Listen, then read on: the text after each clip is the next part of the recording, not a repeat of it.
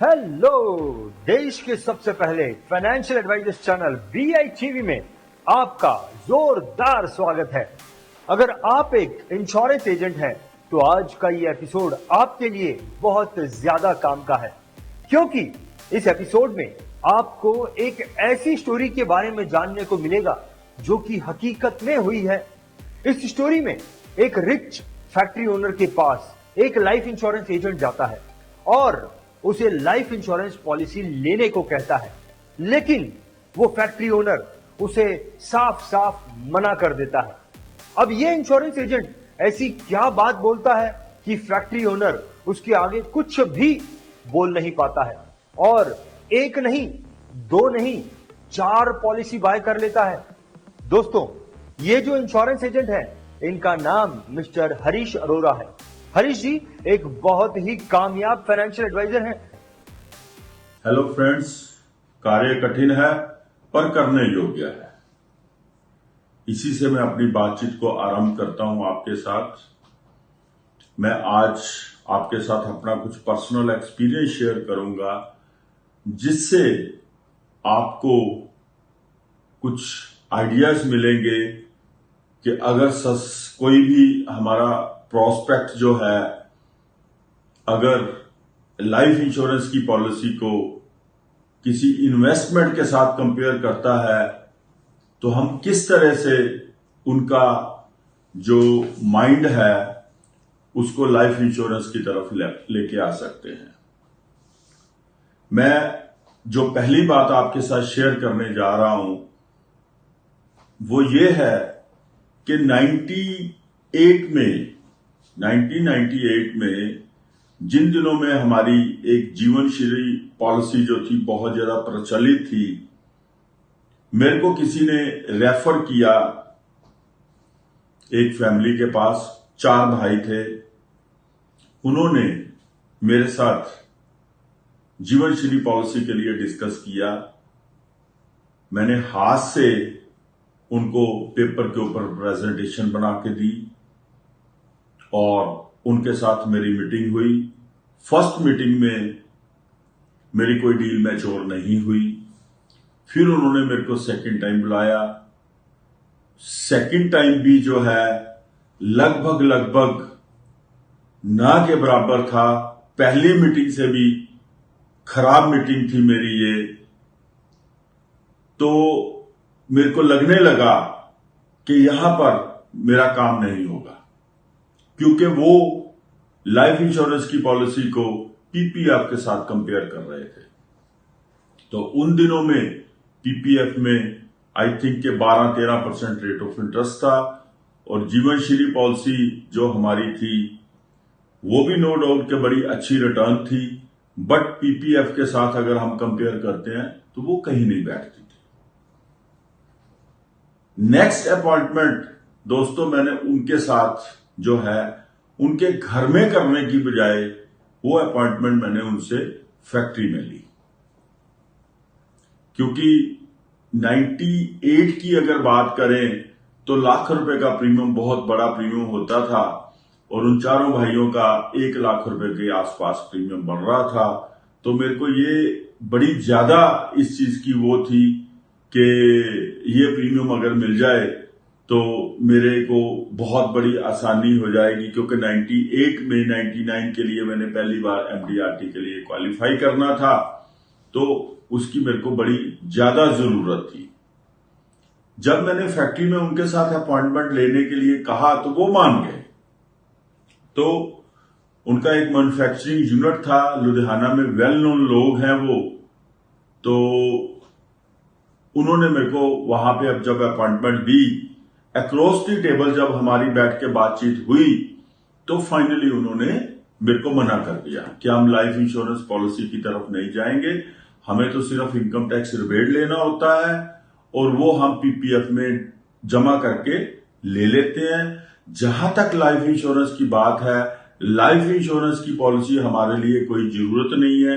उन्होंने अपने एसिड्स को काफी बढ़ा चढ़ा के मेरे को उनकी गिनती करवाई, ये है वो है, हमें तो कोई जरूरत ही नहीं है लाइफ इंश्योरेंस की, हमारे पास तो भगवान की कृपा से पहले ही बहुत कुछ है, वगैरह वगैरह, जैसे नॉर्मली लोग सोचते हैं या कहते हैं। उसी तरह से मेरे साथ भी उनकी बात हुई।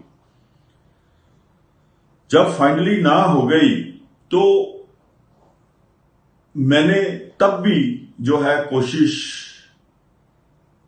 नहीं छोड़ने का मन बनाया, और मैंने जो उनके बड़े भाई थे, सारी बातचीत मेरी उनके साथ ही चल रही थी, तो मैंने उनसे कहा, मैंने कहा सर आप एक बार जरा अपना यूनिट ही दिखा दो, आपके यूनिट को ही देख लें कि कैसे कैसे क्या चीज बनती है। तो उन्होंने बड़ी खुशी खुशी मेरे को अंदर अपने यूनिट के अंदर ले गए। ऑफिस से हम लोग उनकी फैक्ट्री के अंदर आ गए। सारा कुछ देखने के बाद हम लोग दोबारा से उनके ऑफिस में आके बैठ गए। उनके फैक्ट्री के पोर्च में 2 गाड़ियां भी खड़ी थी। उन दिनों में मारुति 800 का जो था बड़ा ट्रेंड था, वो अपने आप में एक बड़ी जबरदस्त कार होती थी 98 में, तो उनके भी वहां पे 2 मारुति 800 खड़ी हुई थी। जब अंदर आए तो मैंने उनसे बोला कि भाई जो आप इतना बड़ा यूनिट चला रहे हो, इसके लिए कोई बैंक की भी हेल्प ली हुई है आपने? तो उन्होंने कहा कि हाँ अरोड़ा जी, बैंक की हेल्प के बगैर तो कुछ हो ही नहीं सकता,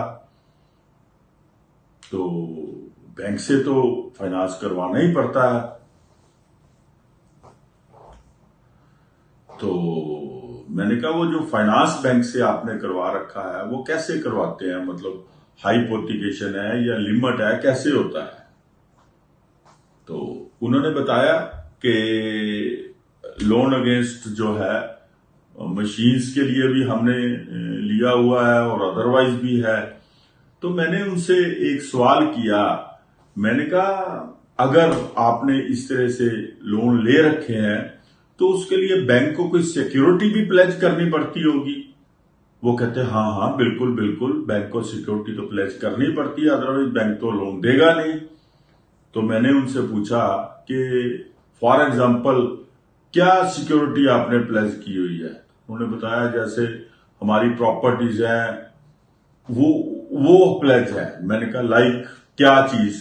कहते जैसे कोठी है, फैक्ट्री है, तो इस टाइप की जो हमारी प्रॉपर्टीज है वो बैंक प्लेज करता है, तो तभी तो बैंक लोन देता है। मैंने सुन लिया। कुछ देर चुप रहने के बाद मैंने उनसे कार की बात छेड़ी। मैंने कहा आपके 2 गाड़ियां बाहर खड़ी हैं, तो इनके ऊपर भी कोई फाइनेंस है? तो उन्होंने कहा हाँ हाँ अरोड़ा जी, कच्चे पक्के का चक्कर होता है, तो बिना फाइनेंस करवाए तो हम गाड़ी ले ही नहीं सकते। कारण यह है कि इतने पक्के के पैसे कहां से आएंगे? उन दिनों में वैसे भी छोटी छोटी ITRs भरने का ट्रेंड था। तो जैसे ही उन्होंने कहा कि हाँ गाड़ियां भी लोन से हैं, तो मैं स्ट्रेट फॉरवर्ड सीधा होके उनके सामने बैठ गया और मैंने उनसे कहा कि सर इसका मतलब तो ये हुआ आपका कुछ है ही नहीं, अपना तो कुछ है ही नहीं। तो उस बंदे को ये चीज मेरी जो बात थी बड़ी अजीब लगी और शायद उसको थोड़ा पिंच भी हुआ, तो यही मैं चाहता था। तो वो मेरे से बोलता है कि अरोड़ा जी इसका क्या मतलब हुआ? मैंने कहा सर विद ड्यू रिगार्ड्स, आज अगर आपको कुछ हो जाता है तो आपकी कोठी फैक्ट्री सब कुछ तो बैंक के पास प्लेज है, तो गाड़ियों का भी यही स्टेटस है, आपकी गाड़ियां भी जो है वो बैंक के पास प्लेज है। तो इसका मतलब ये हुआ कि आपके पास अपना तो कुछ है ही नहीं, ये सब बैंक का ही है जो आप मेरे को अभी गिनती करवा रहे थे, हमारे ये एसेट्स हैं वो एसेट्स हैं वगैरह वगैरह, हमें तो लाइफ इंश्योरेंस की जरूरत ही नहीं है। कहता है नहीं नहीं अरोड़ा जी, हम 4 भाई हैं, इकट्ठे काम करते हैं, अगर मान लो एक को कुछ हो जाता है तो बाकी सारी फैमिली तो बैठी है।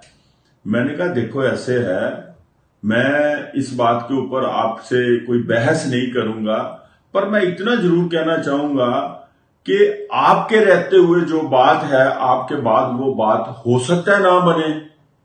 आपकी जो फैमिली के बाकी के मेंबर हैं हो सकता है आपके बच्चों में से आपके किसी बेटे को फैक्ट्री में ले आए या उनको नहीं पसंद आए तो वो मना भी कर सकते हैं। तो आई थिंक के आप काफी रिस्की जोन में हो और आप सिर्फ रिटर्न की बात करते हो, मैं इंश्योरेंस की बात करता हूं। आप उसको कंपेयर करते हो पीपीएफ के साथ, जबकि मैं ये कहता हूं कि इंश्योरेंस में आप कभी भी कैलकुलेट नहीं कर सकते कि उसमें क्या रिटर्न आएगी।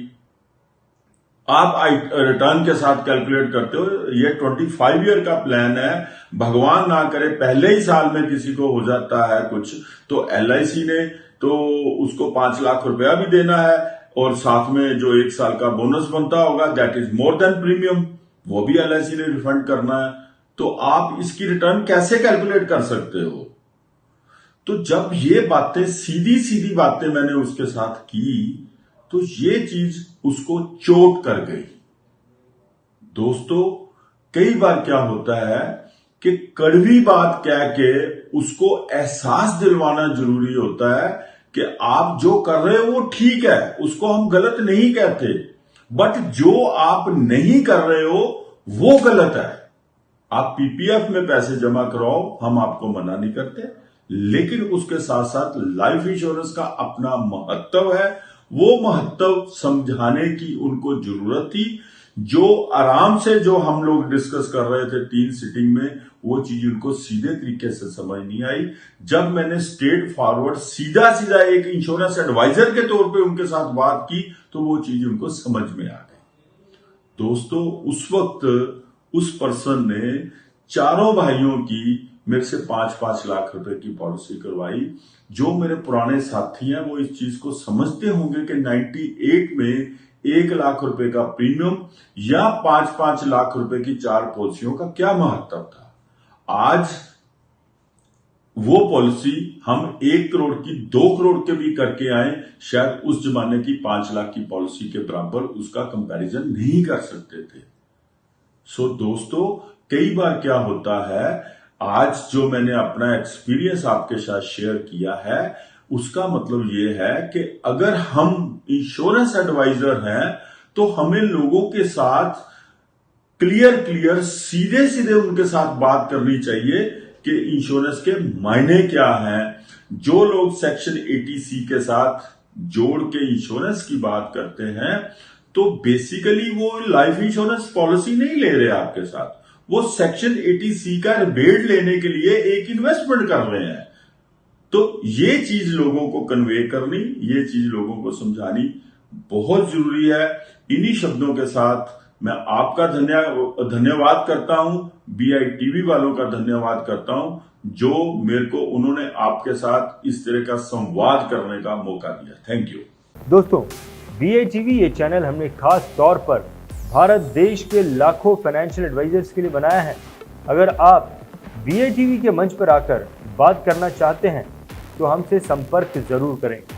BITV देखने और सुनने के लिए आपका बहुत बहुत धन्यवाद। अगर आपने अब तक इस चैनल को सब्सक्राइब नहीं किया तो इसे सब्सक्राइब करें, नोटिफिकेशन के लिए बेल आइकन को क्लिक करें और वीडियो पसंद आए तो लाइक भी करें।